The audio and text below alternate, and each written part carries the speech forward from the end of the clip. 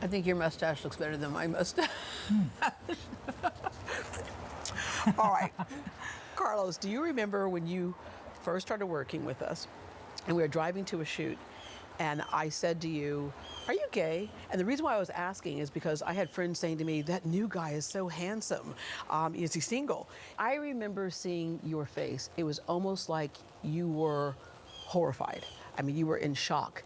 And I thought, uh-oh, I hit a nerve that I didn't realize I was going to hit. And so, do you remember what your answer was to me? And what were you feeling at that moment? Well, first of all, I knew I couldn't leave the car because I was locked in. Now, all I said to you at that time was, "Oh yeah, I'm part of the family." Yeah, and I just wanted you to know that everyone in our office, no one cares. Just show up to work, do your job, and we all do things respectfully. How people oftentimes answer that question depends on a lot of things. It's not just a yes or no. A lot of it comes from your, family dynamics. And so take us through some of that because that's what impacts how you feel about coming out and what time to do that. Yeah.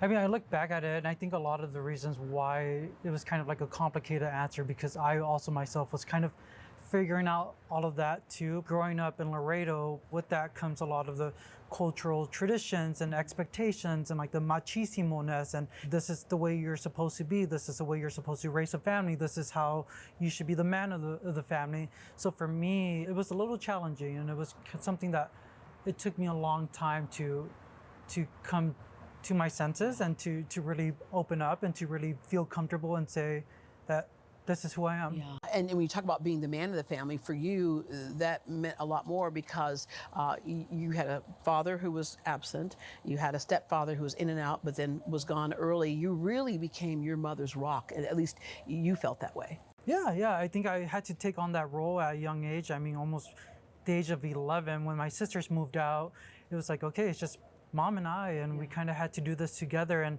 I think it really impacted me as an adult. And still to this day, I still feel like I'm kind of that man in the household a little bit, or at least I try to be for my mom. Another thing that people oftentimes ask someone who is gay is, at what point did you realize it or realize that something was maybe a little bit different with you than your peers? I was always that child to kind of give performances and to make my mom and her friends watch me dance for no reason, and I would practice rehearsals for hours just to put on a little show. You love theater. Yeah, I love theater, but it's funny. There was a moment where I'm like, I think it was pretty obvious. So I was going through my house photos and just looking through some stuff, and I found something. I was like, wait, hold on. I think this moment right here. If it wasn't obvious. It's predetermined, okay? Oh my gosh, that is so cute though. So yeah, I knew at a young age I was a little bit different. When was the first time that you saw someone like you? Somebody that was in the family, if you will? It was theater, and it was in middle school. I remember joining or auditioning for the middle school play, which I didn't make the cast, and I'm still trying to figure out why. It's okay because we're on TV now. I'm kidding. Yeah. Who's laughing now, right? But no, it was definitely theater, and I think it was just having that group of, okay, there's people who are expressing themselves. They were the vibrant one in the room. They were the ones singing, and then I remember at that time spending the summer in theater. We would watch musicals every Friday night, and at that time we had seen Rent, the musical, and that was really the first time that I had ever seen same-sex couples, and I was like, okay, like what is this? And me just being the theater nerd I ended up being, like I remember singing along and singing the songs. 525,600 minutes.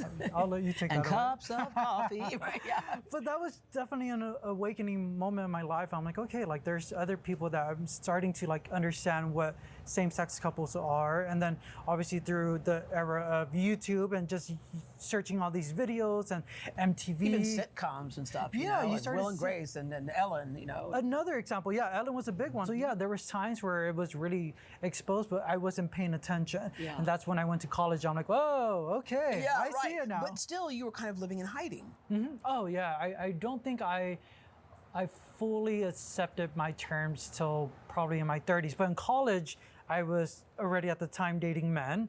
And while I did come out to my siblings at that time, I mentioned it, but we never really talked about it. Yeah. It was just one of those things I told them once, and then that was it. That was the end of the conversation. Do you think they already knew, Carlos? Well, for sure my sisters knew. I mean, they would take me shopping with meet with them. My mom would take me shopping. Everyone I think knew, but we just didn't talk about it. And we didn't question it. And it was just like, oh, Carlos just likes to shop and help us find our outfits.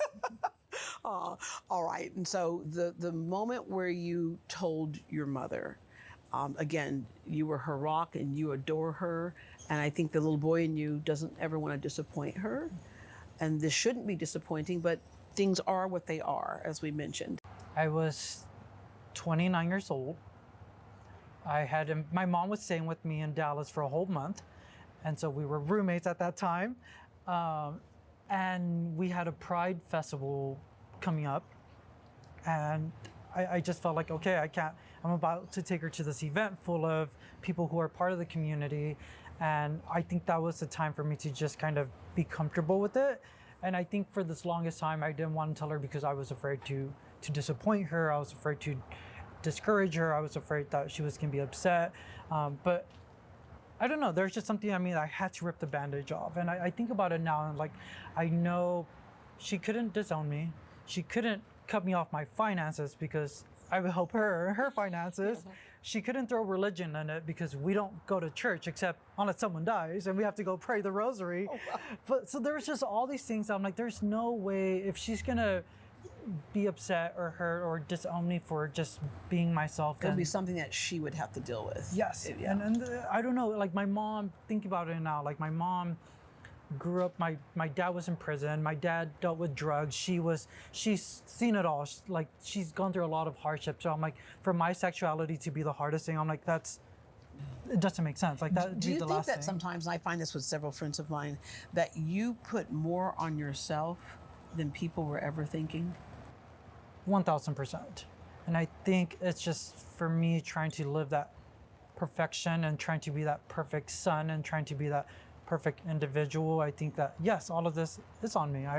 No one cares, but I put so much pressure on myself for people to care. Yeah, and I remember you saying that you would see kind of some of your mom's emotions when people would say, "Oh, Graciela, this is your son. He's so handsome. I bet you can't wait for grandkids."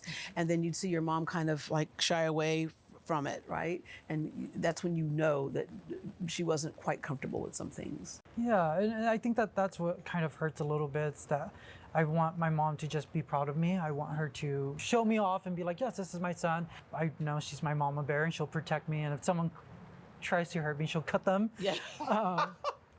And we've met her. She's just such a sweet woman, right? But yeah, you can bring that out in her.